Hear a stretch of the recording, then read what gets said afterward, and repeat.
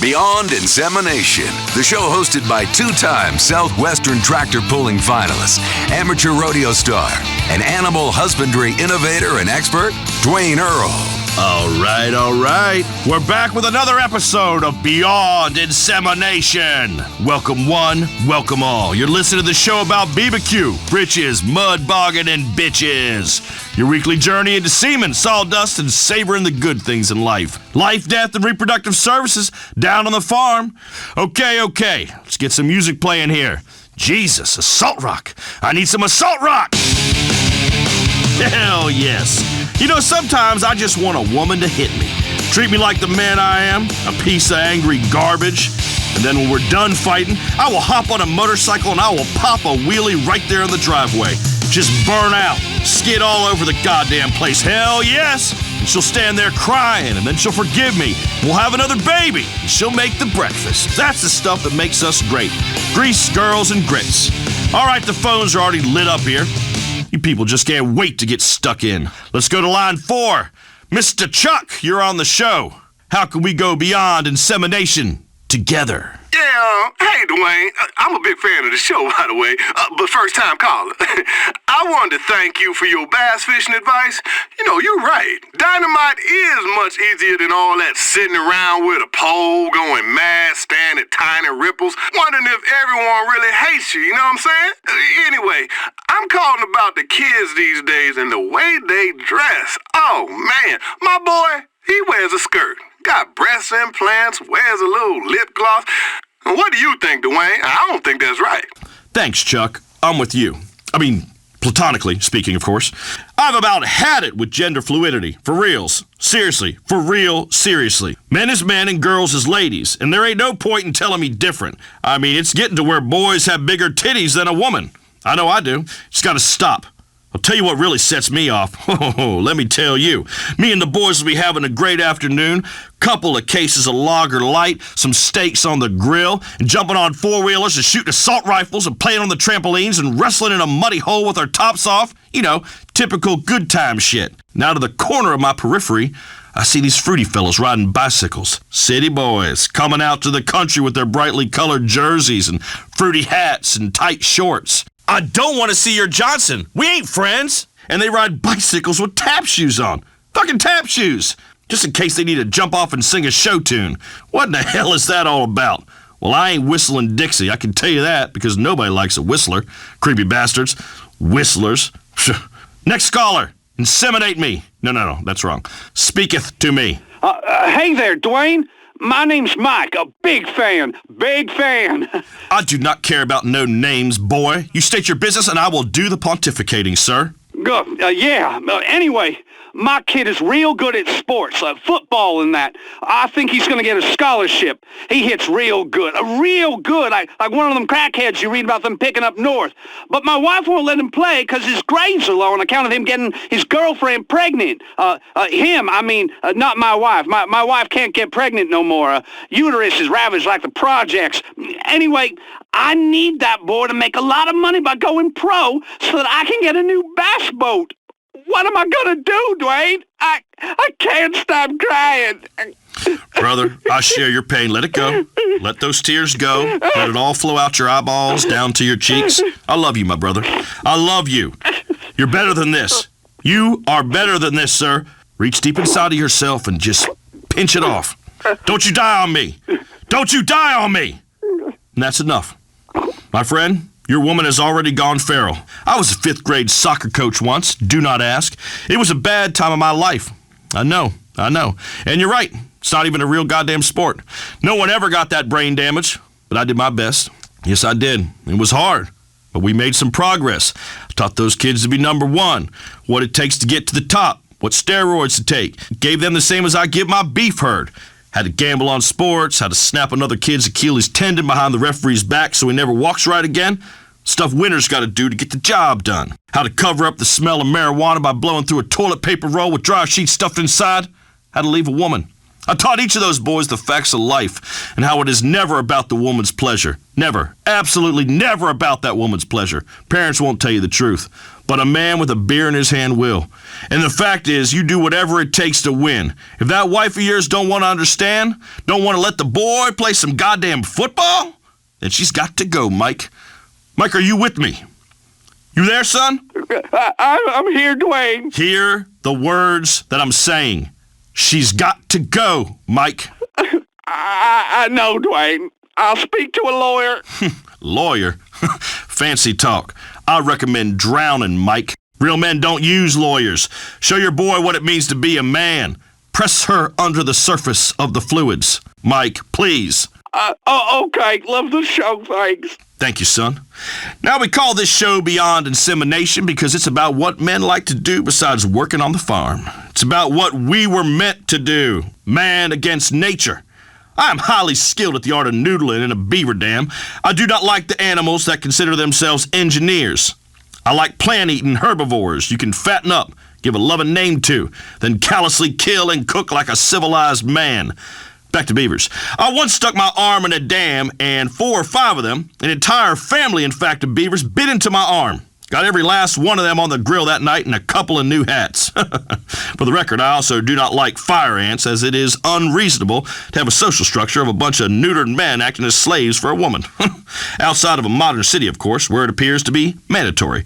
They call them places offices. I will not sit in a cubicle like a veal calf while a woman shouts at me about making personal calls until I die.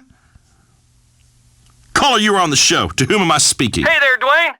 The name's Charlie. Hope all's going well with your divorce. No, amigo. It is in fact crappy as crappy could be. As I said, avoid lawyers at all costs. Now continue. Well, yeah, my best friend died in a combine accident, and he left me a few head of cattle, but I ain't no farmer, so question is, how do I know if a female cow is in heat? They don't talk or nothing, they just moo. Oh, Charlie, that's simple. You have come to the right place, as I am an expert on estrus. What you gotta do is look for behavioral signs such as incessant mooing, but most of all, she will exhibit more vigorous interaction with other females, putting her chin on the rump of another cow and... Oh, yeah. Yeah, keep going. Tell me about that dirty heifer. God damn it. You are sitting there with a hot laptop on your sweaty thighs doing an image search for heifers, aren't you? Jesus. I'm tired of you sickos calling up and ruining my otherwise flawless broadcasting flow. This is a civilized show for civilized people, discussing a variety of topics relating and beyond insemination. Why, oh why does this subject matter attract such a variety of perverts, creeps, and weirdos? It is quite beyond me. Now, don't get me wrong, I like a good time. I've been known to participate in a pheromone party where you do not shave or bathe for 1 week and then partake in moonshine and speed with a group of other like-minded individuals in a hot tub. It is hell on the other side of that party, but it is worth the ride. But that does not mean I find calling up a radio program about royal affairs and pleasuring myself while perusing the heifer section of the information superhighway an acceptable form of behavior. Is that clear? Charlie, you pervert, is that clear? Yes. Are we straight, son? Yes, sir. Good.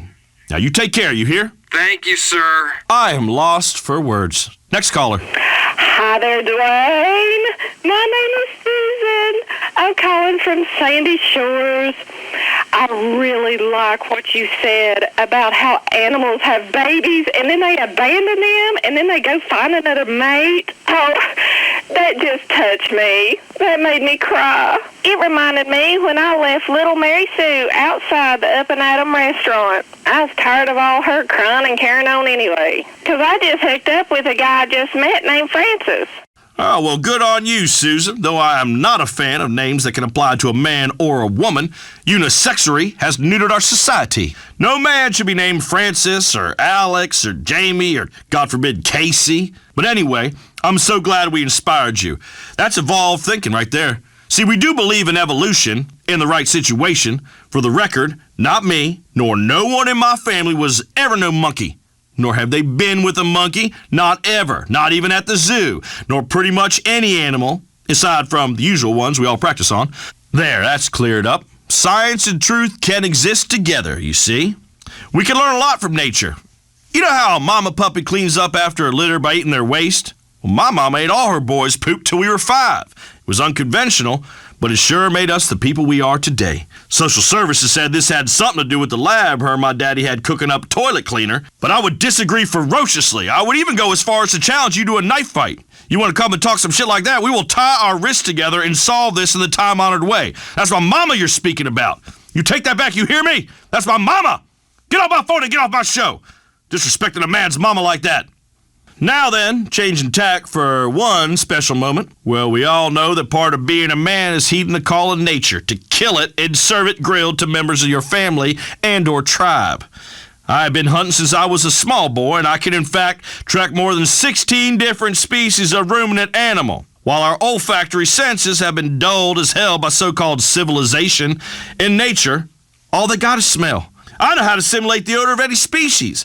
I rub the pheromones all over my member. Trust me, when you have a young fawn experiencing his first adolescent flush, a sexual awakening, run out of the woods filled with a yearning it scarcely understands, well, it really is something special when you grab it by the neck and strangle the life out of it.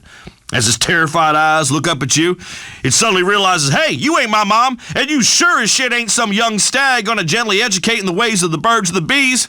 And in this way, you two really share a special moment as terror takes hold of its central nervous system, and you put the creature out of its misery.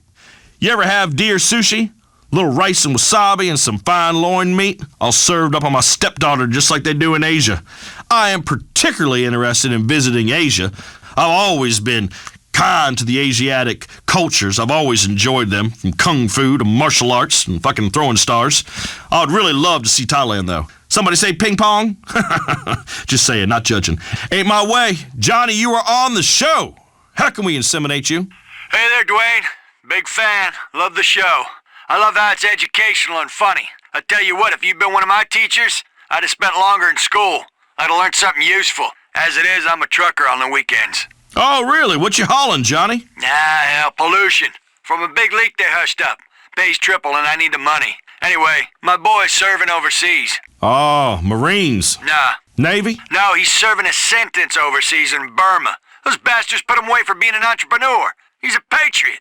He got in trouble here in Blaine County, and then, hell, he went and outsourced himself. There we go. See, that is an enlightening and instructive tale of the dangers of excessive travel. Multiculturalism is heathenism. If God had wanted us to commingle, he would have invented a land of opportunity where we could migrate and create a glorious monoculture. But that ain't happening, 'cause it ain't right. I will think of your boy when I am down on one knee tonight practicing karate. I practice it every night, in case I ever come across a rundown roadside bar in a corrupt small town that needs a Zen Buddhist for a bouncer, just like in the movies. Now let us talk about school. I learned everything I need to know about life and everything beyond insemination by working outside with my hands. Now I would not propose that you should therefore abscond from the American education system, but let's be honest, book learning ain't ever done no one any favors. You know, the other day when I was shearing sheep, I had a young ewe pinned to the ground, bawling in terror as I took the wool clean off it. And I began to wander and drift and daydream beyond the depilatory tasks relating to this quadrupedal ruminant. I began to think about children.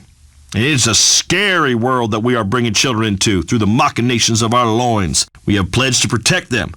But at times, a demonstration of force is undoubtedly necessary, as is often the case with your mate. My daddy once got so mad at me for back-talking that he pushed my head down on a table saw, scared the crap out of me. Once the scars healed, I thanked him afterwards, because it made me into the man I am today. A man with 5 four-wheelers, 3 personal watercrafts, including a bass boat, a fine collection of weaponry, a fish tank big as a car in my bedroom, nothing but black sheets on my bed, and a pull chain next to my mattress that summons a manservant to bring me another lager light. That's what success and a good work ethic can get you. And of course, a top-ranking nationally syndicated multi-award winning radio show. Speaking of which, this has been Beyond Insemination. We didn't get to this week's romantic interlude with Big Dwayne, but trust me, we will. Be good, cook until it hurts, and fight artificial insemination as it is unnatural and blasphemy. Until next time, I'm Dwayne Earl, and you are not.